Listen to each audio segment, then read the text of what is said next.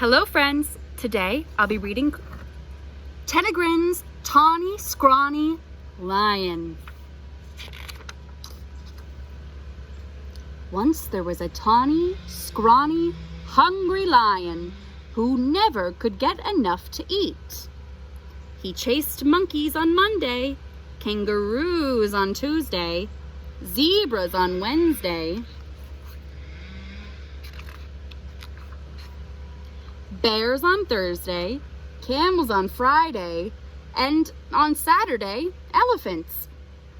And since he caught everything he ran after, that lion should have been as fat as butter. But he wasn't at all. The more he ate, the scrawnier and hungrier he grew. The other animals didn't feel one bit safe. They stood at a distance and tried to talk things over with the tawny, scrawny lion. "It's all your fault for running away," he grumbled. "If I didn't have to run for every single bite I get, I'd be fat as butter and sleek as satin. Then I wouldn't have to eat so much and you'd last longer." Just then, a fat little rabbit came hopping through the forest, picking berries. All the big animals looked at him and grinned shyly. "Rabbit," they said. "Oh, you lucky rabbit. We appoint you to talk things over with the lion."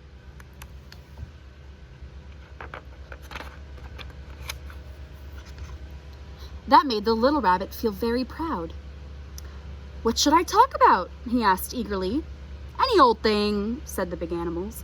"The important thing is to go right up close." So the fat little rabbit hopped right up to the big hungry lion and counted his ribs. "You look much too scrawny to talk things over," he said. "So how about a supper at my house first?"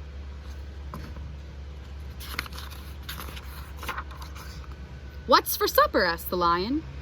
The little rabbit said, "Carrot stew." That sounded awful to the lion. But the little rabbit said, "Yes, sir. My 5 fat sisters and my 4 fat brothers are making a delicious big carrot stew right now." "Oh, what are we waiting for?" cried the lion. And he went hopping away with the little rabbit, thinking of 10 fat rabbits and just looking as jolly as you please. "Well," grinned all the big animals, "that should take care of Tawny Scrawny for today."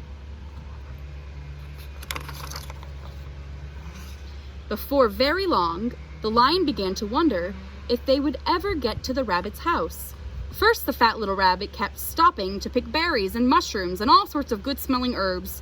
And when his basket was full, what did he do but flop down on the riverbank? "Wait a bit," he said.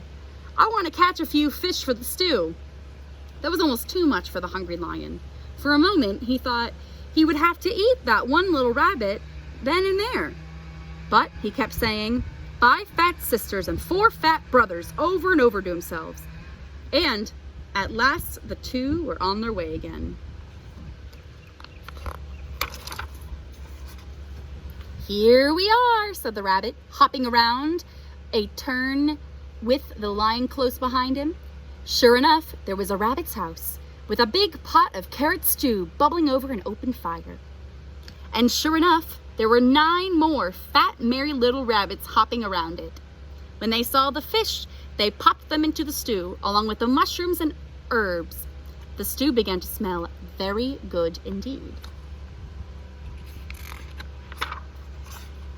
And when they saw the tawny, scrawny lion, they gave him a big bowl of hot stew, and then they hopped for about so busily that really it would have been quite a job for that tired, hungry lion to catch even one of them. So he gobbled his stew, but the rabbits filled his bowl again. When he had eaten all he could hold, they heaped his bowl with berries. And when the berries were gone, the tawny, scrawny lion wasn't scrawny anymore. He felt so good and fat and comfortable that he couldn't even move.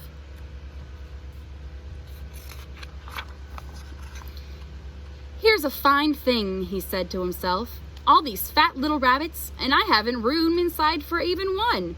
He looked at those fine, fat little rabbits and wished he'd get hungry again. "Mind if I stay a while?" he asked. We wouldn't even hear of you going," said the rabbits. They all plumped themselves down in the lion's lap and began to sing songs. And somehow, even when it was time to say goodbye, that lion wasn't one bit hungry. Home he went, through the soft moonlight, singing softly to himself.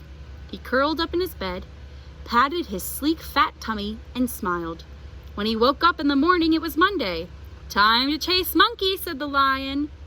But he wasn't one bit hungry for monkeys. What he wanted was some more of that tasty carrot stew. So off he went to visit the rabbits. On Tuesday, he didn't want kangaroos, and on Wednesday, he didn't want zebras. He wasn't hungry for bears on Thursday, or camels on Friday, or elephants on Saturday.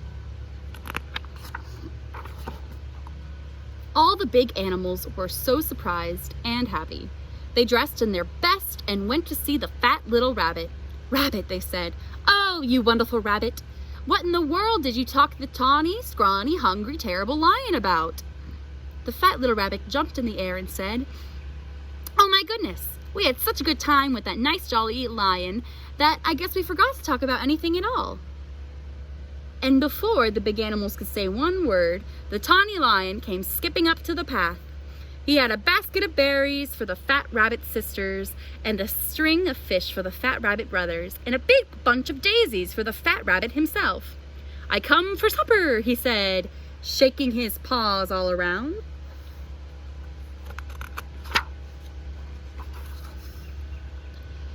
Then he sat down in the soft grass, looking fat as butter, sleek as satin, and jolly as all get out, all ready for another good big supper of carrot stew.